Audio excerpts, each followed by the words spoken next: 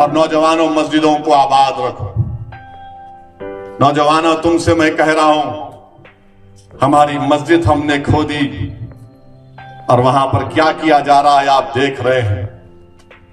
नौजवानों, क्या तुम्हारे दिलों में, हमारे दिलों में तकलीफ नहीं होती कि जिस जगह पर हमने 500 साल हय्या अल सलाह और हय्या अल फलाह की सदाएं दी, जहां पर हमने बैठकर कुरान करीम का जिक्र किया, जहां पर हमने बैठकर सलातो सलाम के नजराने पेश किए, आज वो जगह हमारे हाथ में नहीं है। नौजवानों, क्या तुमको नहीं दिख रहा कि अभी ऐसे 3-4 मसाजिद हैं जिसमें दिल्ली की सुनेरी वाली मस्जिद भी है। मेरे अजीज दोस्तों, याद रखो नौजवानों, ये जो ताकतें हैं ना, तुम्हारे दिल से जब इत्तेहाद को निकालना चाहते हैं, क्यों निकालना चाहते हैं? मिली गीरत को खत्म कर दिया जाए, मिली हमियत को खत्म कर दिया जाए। बरसों की मेहनतों के बाद आज हमारा एक मुकाम हमने पैदा किया, तो ये आपको इन चीजों पर गौर करना है। अपनी मिली हमियत को, मिली अपनी ताकत को बरकरार रखिए। नौजवानों, मस्जिदों को आबाद रखो। कहीं ऐसा ना हो कि मस्जिदें हमसे छीन ली जाए। मुझे उम्मीद है कि इंशाअल्लाह ताला आज का नौजवान जो कल का बूढ़ा होगा, वो अपनी नजरों को आगे रखकर अपने दिमाग पर जोर डालकर सोचेगा कि किस तरीके से मुझे अपने आप को, अपने खानदान को, अपने शहर को, अपने महल्ले को बचाना है। इत्तेहाद एक ताकत है, इत्तेहाद एक नेमत है। निफाक और इंतशार मौत है, याद रखो मेरी इस बात को। यही चंद गुजारिशात मैं इख्तिसार के साथ आपके सामने रखा हूं और मैं उलमाए कराम की मौजूदगी में लबकशाई किया हूं। मैं माफी चाहता हूं इन जय्यद उलमाए कराम की मौजूदगी में, जिनके दिल में अल्लाह उसके रसूल का इल्म है, जिनके बारे में कहा गया कि ये अंबिया के वारिस हैं। मेरे अजीज दोस्तों और बुजुर्गों, मेरी आप तमाम से गुजारिश है कि अपने मदरसों को मजबूत रखिए, इन मदरसों की ताईद करिए, इन मदरसों को अच्छा करिए और ये किसी के बातों में मत आइए। ऐसा हो रहा नहीं मेरे भाई, तहकीक करो, तहकीक करो, जाकर पूछो क्या यह सच है या झूठ है। कोई भी बोल देता, आप यकीन कर लेते हर बात पे, तो तहकीक करने के बाद एक राय को कायम करो। दुश्मन तो यही चाहता है कि झूठ के जरिए अपने महल को तामीर किया जाए। दुश्मन तो यही चाहता है कि झूठ के जरिए इन तमाम इदारों को कमजोर करके रख दिया जाए। तो मेरी आप तमाम से गुजारिश है कि ये हमारा नया साल फर्स्ट मुहर्रम हमारा नया साल है। ठीक है, दुनिया में हम रहते हैं, काम काज करना है, तो 31 दिसंबर है, मगर इसका यह मतलब नहीं है कि तुम नाच रहे, बाजा बजा रहे हो।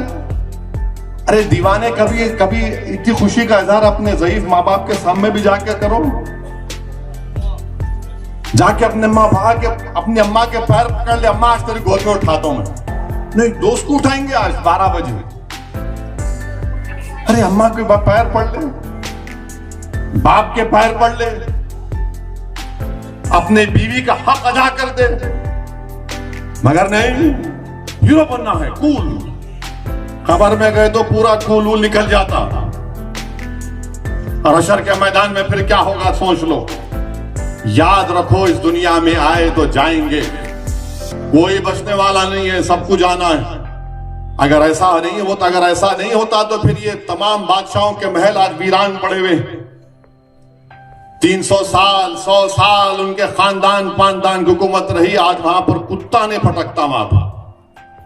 तो याद रखिए, असल चीज क्या है? दीन है, जो मुफ्ती खलील अहमद साहब ने कहा।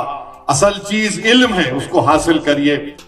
का एक और वाकया शहर हैदराबाद में हुआ था। मरहूम कायद सालार मिल्लत ने मक्का मस्जिद में जुम्मतुल विदा के दिन मेरे कायद सालार मिल्लत सुल्तान सलाहुद्दीन ओवैसी ने अपने सर पर कुरान उठाकर कसम खाकर कहा था कि या अल्लाह, जो लोग मुझ पर इल्जाम लगा रहे हैं, अगर मैं झूठ उस इल्जाम में मैं मुलविस हूं तो अल्लाह तू मुझे और मेरी आल औलाद को बर्बाद कर दे। और अगर वो लोग झूठ बोल रहे हैं या अल्लाह, तो उस शख्स का नाम लिया गायद ने और कहा कि अल्लाह उस शख्स को और उसकी औलाद को अल्लाह तो तबाह ताराज कर दे। दुनिया ने देख लिया कि गायद सच्चा था, इल्जाम लगाने वाले झूठे थे, इसलिए कुरान का करम और फजल है कि हर इलेक्शन में उनको हार होती है। हर इलेक्शन में उनको हार होती है। क्यों होती है? क्योंकि सालार ने कुरान करीम को अपने सर पर उठाकर कसम खाकर कहा था। मेरे अजीज दोस्तों और बुजुर्गों, पहचानो अपने दोस्त और हमदर्द को। पहचानो कौन तुम्हारे घरों की दीवार को गिराना चाहता है। पहचानो उन लोगों को जो तुम्हारे घरों की दीवार और बुनियादों को मजबूत करना चाहता है। कौन घरों में निफाक पैदा करना चाहता है और कौन दिलों को मिलाना चाहता है। पहचानो उन लोगों को जो तुम्हारा हमदर्द है, तुम्हारा रहबर है। अगर तुम नहीं पहचानोगे तो फिर निफाक की कैफियत इंतशार में जब तब्दील हो जाएगी तो नुकसान किसका होगा, यह आपको और हमको तय करना है। तुम कसदुद्दीन ओवैसी पसंद नहीं है, बाजू रखो थोड़ी देर के लिए, मैं नहीं जिंदा रहने वाला हूं। 35 साल से मदरसा सैयद मौलाना नेमतुल्लाह कादरी साहब चला रहे हैं। क्या मदरसा नहीं रहेगा मौलाना के जाने के बाद? रहेगा इंशाअल्लाह ताला।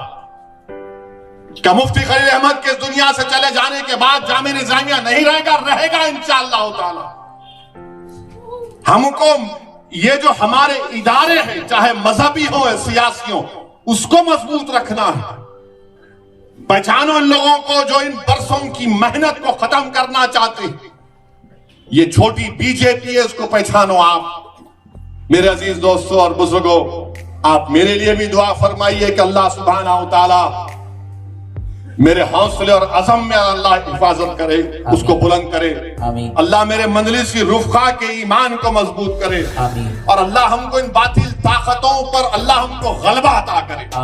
और ये ऐसे बातिल ताकतें हैं जो हमारे इत्तेहाद के दुश्मन है, जो हमारी तहजीब के दुश्मन है, जो हमारी ताकत के दुश्मन है, जो हमारे रोब और दबदबे के दुश्मन है। वो इन सबको खत्म करना इनकी नीयत है, मगर इंशाअल्लाह ताला हर बार अल्लाह ने इनको शिकस्त दी है और हर बार इंशाअल्लाह ताला इनको शिकस्त होगी। हाँ, हमको अपना काम सही करना, हम काम सही करेंगे इंशाअल्लाह ताला। जो कमजोरियां हैं उसको दूर करेंगे, मैं आपसे वादा कर रहा हूं। मगर मेरे भाई, आप फर्द को मत देखिए, आप एक बड़े पिक्चर को देखिए। फर्द खत्म हो जाएगा, इंफरादियत खत्म हो जाएगी, मगर इज्तिमाइयत तो रहेगी। तो अपने मदरसों की हिफाजत करिए, इस मदरसे की मदद करिए, जितने मदरसे हैं उसकी मदद करिए।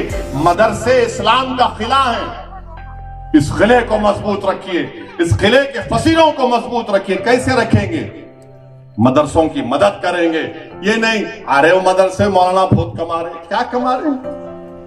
कौन दे रहा मदरसों को? आजकल कितने मुश्किलात से मदरसे चल रहे हैं, आप जानते भी नहीं है। तो मदरसों की, अपने तंजीमों की, अपनी जमातों की हिफाजत करिए।